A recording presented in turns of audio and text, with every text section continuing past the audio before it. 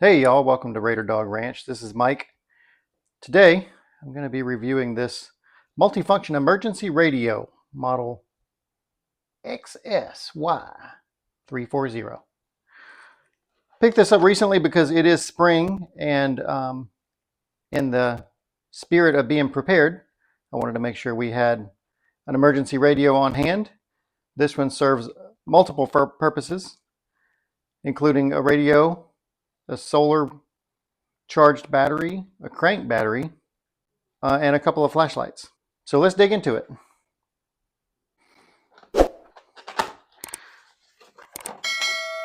As I said, I picked this up because it is storm season and it is important to be prepared. And whether you decide to have this in your emergency location of maybe a closet where you keep flashlights, blankets, things like that, or if you're more of a prepper and you want to keep that in a go bag or your vehicle, this seems like a really good option.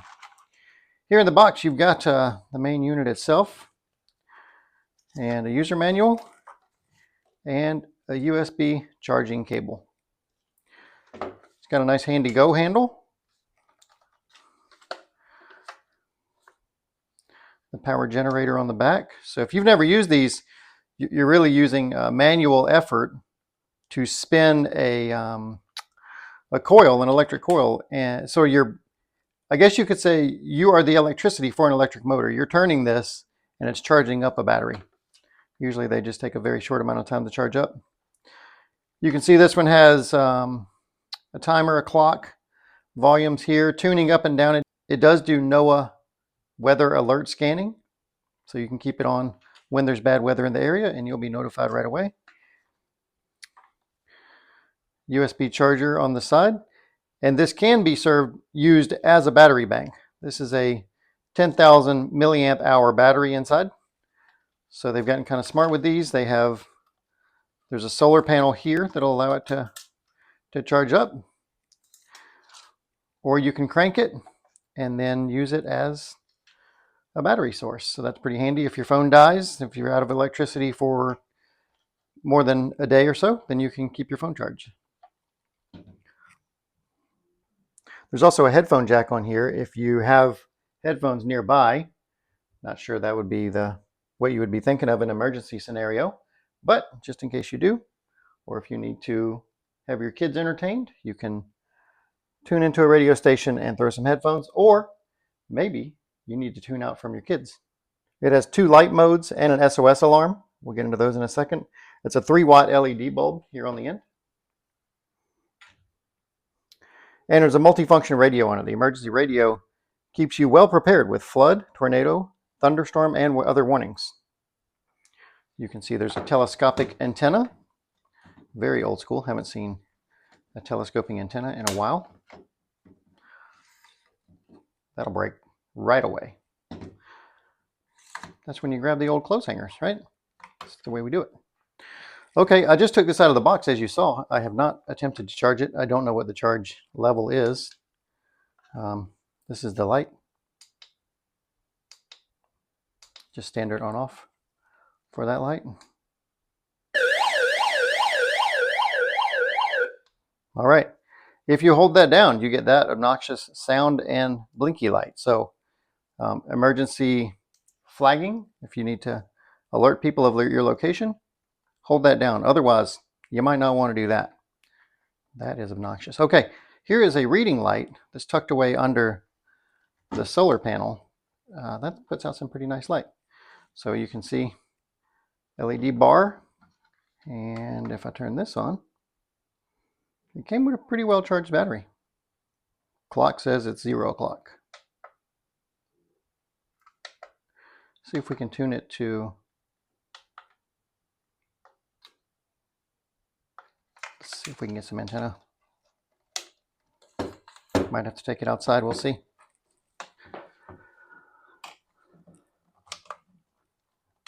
I'll try to get it at an angle that you can see what's going on and I can get some signal.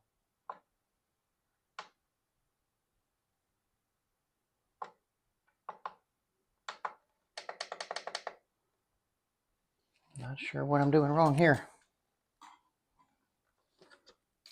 This is the headphone jack that I mentioned before, mono plug.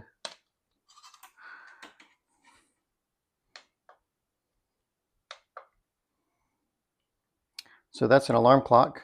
This is your time. Alarm clock is set to 0. Volume, not sure what's going on with the volume, but it's not voluming.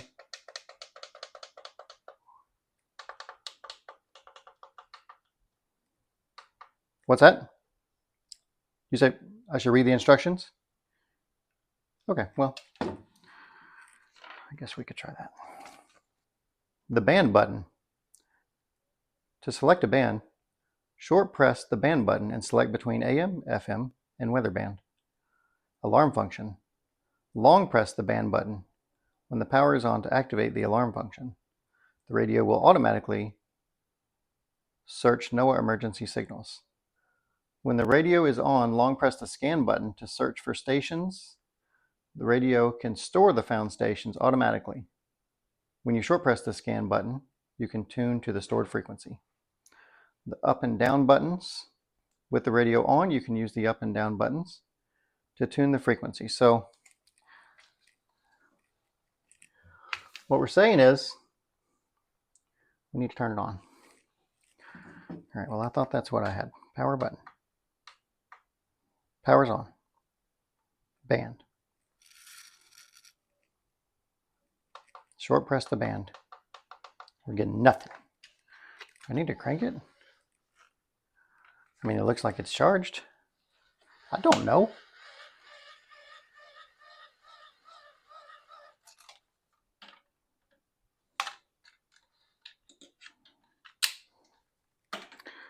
This is a good reason why you should take these things out and make sure you know how they work before an emergency. So you're not clowning around with this thing like this when there's an actual emergency. I don't really know what's going on here.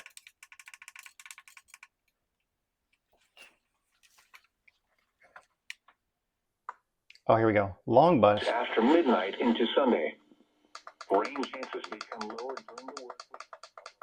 It was long pressing the power button to turn it on. A cold front could arrive late Thursday to bring more rain chances and milder temperatures. Oh, hey, look at that right here. Okay, we got it going. This is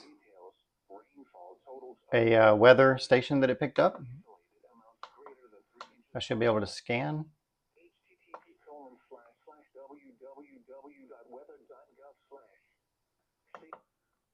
I can change the bands. I can tune.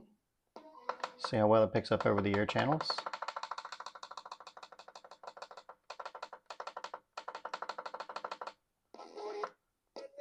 Does it scan?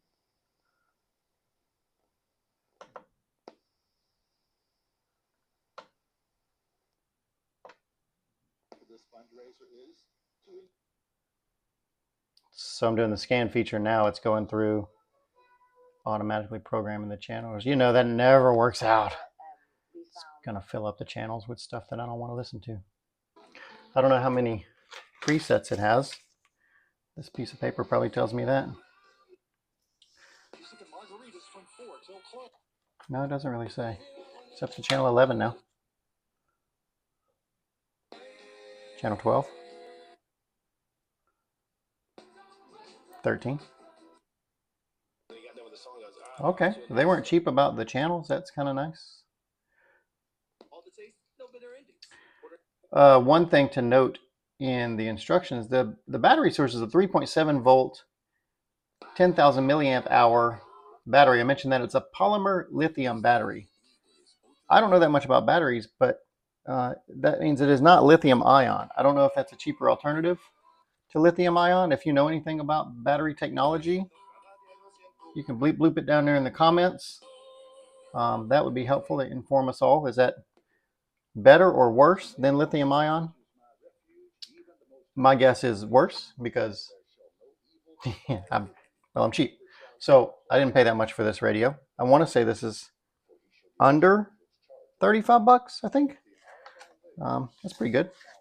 I know that there's the people that really believe in prepping say don't be cheap on stuff like that because you need it to work when you need it. They're right. Unfortunately, I am cursed with a cost first kind of lifestyle.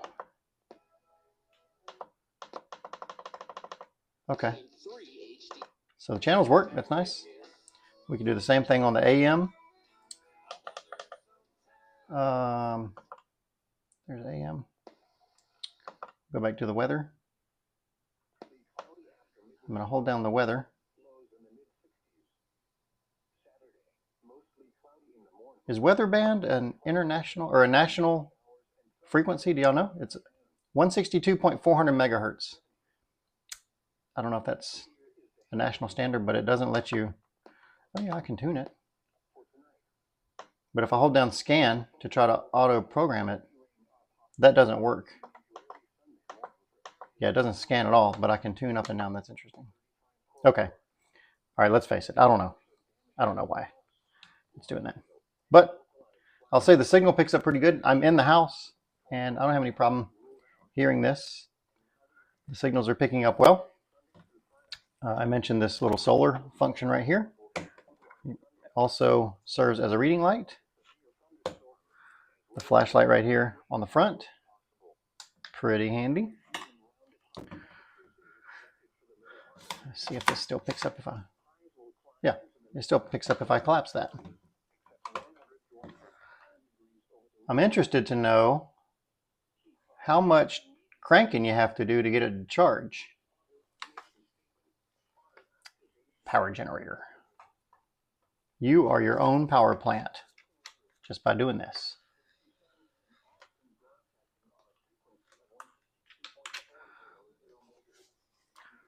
So what do you think? Do you guys have weather radios at home? If not, you might want to pick one up. And if you want this one, I'll put the link in the description below. I got this from the Jungle Store. Pretty reasonable. Like I said, I think it was under 35 bucks. Might have been cheaper than that. I don't remember. I probably would have capped that at 50 bucks or less. So not bad. It doesn't weigh maybe a couple of pounds. I mentioned this at the beginning of the video. It's a good thing to throw into, you know, a go bag or a closet where you have emergency materials, you know, tornado type stuff. You know, when the power goes out, you have a place, hopefully, that you store blankets and flashlights and candles and all those sort of things. This is a great thing to add to that combination. I've got a very old version of this before we did solar that works really well. I mean, it's very simple, but I've had that thing for 25 years and it's still going strong. So let me know what you think.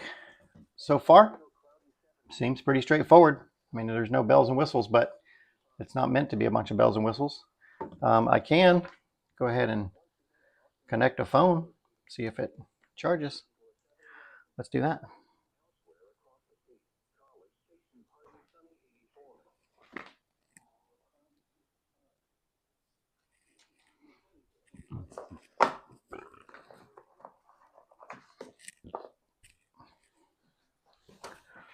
I wonder if this is an old phone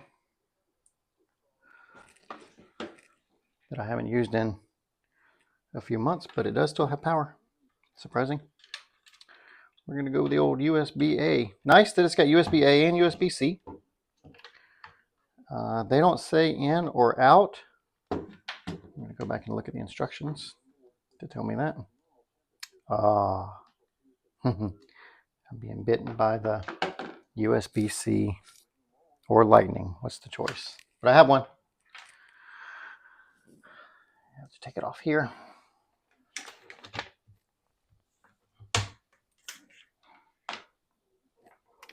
This one is USB-C on both sides. So let's see if that gives us a charge.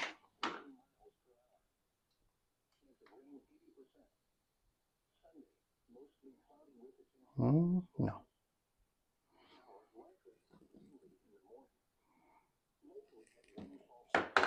Okay, fine. I'll look in the instructions again. Jeez, you don't have to yell. Okay, Type-C charging. Connect the supplied Type-C cable to the Type-C input on the right side of the radio. Connect the cable to a suitable power adapter. Remove the power adapter after it's fully charged. So the USB-C is meant to be input, USB-A is meant to be output. It's almost like they pretend USB-A, the old-fashioned one, is only to charge stuff. Okay. Well, can we just, where is a USB-A to lightning? Got 100 cables here. I found one.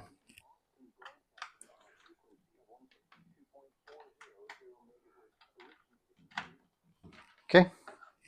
USB-A to lightning. Bing! All right, that was way harder than it should have been, but now we know that works. I would also recommend to all you guys, in your emergency kit, I have a little electronics travel bag, and within that travel bag, I have every kind of cable and adapter, because, you know, in our world, on this end, it might be lightning, it might be USB-C, it might be micro USB, it might be micro or USB-A. On this side, it might be USB-A, USB-C, lightning, and we've got every combination these days. Just make sure you've got all of that in a nice little central location. Like I say, I travel for my job, so I have a bag that I keep all that together, and I keep a little power bank, all of it together. That's my electronics travel kit. I highly recommend doing that. You will thank me for that if you don't have one already. So this little guy is still giving me the weather pretty continuously. It is a local station. I heard it say a minute ago in Austin, Texas. I'm in the Austin area, not in Austin directly. So yeah, looks like it would be a pretty good addition, or replacement, I should say, for me, to my old battery-based, or to my old original generation, probably, of emergency radio. If you don't have one, get one. Make sure you know where it is. Make sure you check it. Make sure, all of you in your emergency kits, make sure you go through those every month or so. Make sure you replenish things that you've used. Batteries. Check your flashlights. Make sure they all work. Do you have enough candles?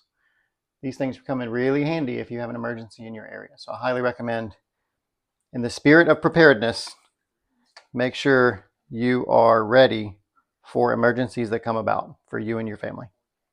Thanks everybody for watching. I hope y'all enjoyed this. If you did, give me a like and subscribe. If you didn't, give me a comment about what you didn't like. That's fine. I'm still pretty new at this, so I'm looking for ideas to get better. Is it too long? Too short?